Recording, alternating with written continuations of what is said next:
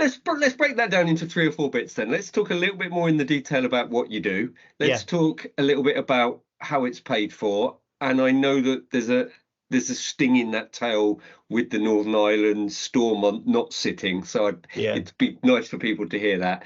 And then talk about the things that you think have been the enablers within the community, and then maybe some of the barriers. So we could go through each of those ones. So let's talk about 1 or 2 of the bits you do. We don't need to do it all, but some of it interests me.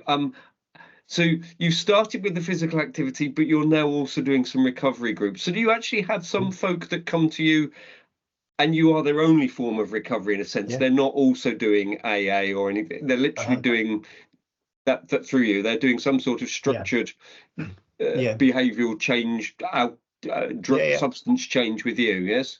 Yeah, so we have had people that have maybe in the past tried alternatives and for whatever reason wasn't their fit, but they have now come to us and they've been their predominant model of recovery. So our programs, for example, so we induct people. There's a week of induction, there's 6 weeks of physical activity training, but there's also psychoeducation and therapy within that as well, because the exercise isn't just the thing.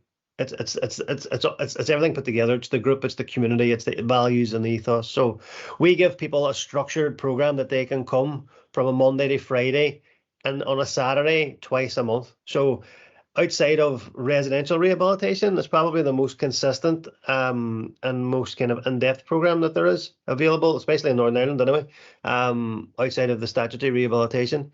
So they can have access to us 6 days out of the 7. We have a closed peer maintained group that's kind of measured and monitored 24 hours a day. So they have 24 access as well. So they have peer support. The group therapy that we do is peer support as well. So it's by people who have got lived experience. And then we also do, we do running therapy in there. So we have Northern Ireland's only dynamic running therapist, who also happens to be about 14 years sober, so again, the planets aligned and that worked out really well for us. So that's the recovery program and that's people's experience. And within that, the education piece was really important because we needed to we teach people understand addiction, the causes of addiction, the biology of addiction, what actually happens to people when they become addicted, understand that. And then obviously we have a very CBT based approach to the stuff that we do. So we start to understand our thoughts, our behaviors, our cues and our cravings and start to educate around that. Especially we do a lot of education around mental health within the program because the two of them go very much hand in hand. And then about living sober and problem solving and dealing with resilience and things like that. So the program is actually quite robust, and we continue to measure that as we go through. So we continue to collect the data of the people going through. So outside of the group setting, we also do individual one-to-one work as well. So we do addiction recovery coaching. So our staff are accredited with the Recovery Coach Academy in the UK. We have CBT therapy, trauma therapy. I mentioned the running therapy. So we do one-to-one work, but we can also do the harm reduction piece as well, because not everybody wants to be sober, and I get that. So some of our referral pathways, there's people that come through that don't want to stop, but if we can reduce the harm over a period of time, then that's a good thing. So we have respect. And I think this is important for me because I've heard too many people talk about them being polarised. In the national debates, there's often been governments have verged from harm reduction to recovery.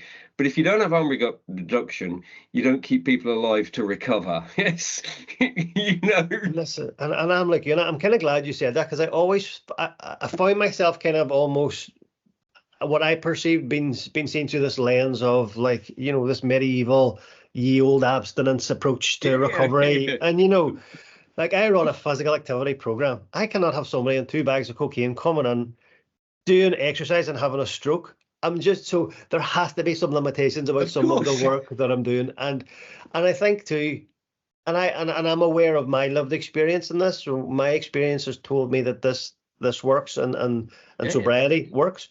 But it doesn't mean that there's no place for something else. And I think we need to be kind of really respectful when we're talking about that. And I think you've touched on it really well. Because there's no one size fits all. I get that, but we still need to cater for people. We still need to meet people where they're at and provide some options for the people that are coming through. And what you described sounds really good to me, and it's what I've heard in what a lot of recovery communities who I think are doing a really good job do well is they're absolutely clear where their sober and abstinent spaces are. Yeah. But their door is open to all, in a sense, rather than, because you're not being any more helpful or supportive, inclusive if you have a door, a sign of the door that says only a certain type of person can come through the door. You've got to have the open door. Yeah. But as you say, you've definitely got to have it for a recovery You have community. You've to. got to have the sober and abstinent places, clearly, because if people are feeling vulnerable to the drink or drug use, that's not going to work for them either. So our walking group works really well for that. Okay, so we have 2 points of contact every week. It's run by an individual in recovery, but there's no requirement for sobriety. Now, just don't come out of your mind, Yeah, just don't come pissed or just don't come. intoxicated. Be a bit respectful, and if you're politely asked to kind of, come back another time, like don't be annoyed or upset. So that allows that capacity for kind of connection still, and like figuring this thing out, and also, and I think that was really important because that was set up as an overflow because our waiting list grew really exponentially. Okay. And they have some form of connection was really important. So the walking group, and I remember we started it, and we almost pulled it 3 or 4 times because we were like, "There's nobody coming," and we stuck at it, and like consistently, maybe 10 to 15 people every session are coming twice a week now. So I think they had that was really important, but it means that that's another avenue where people don't perceive as well, you have to be sober to do the program.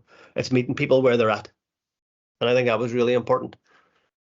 But being able to cater is really, really important. Also, it also forced me to have some kind of rules, and I'm not a rule person, but I think now that I've created a community of people, I'm running an organization. We're all coming from different places. There had to be some form of code of conduct to be within that organization, and again, that's because for me it's really important that it remains safe.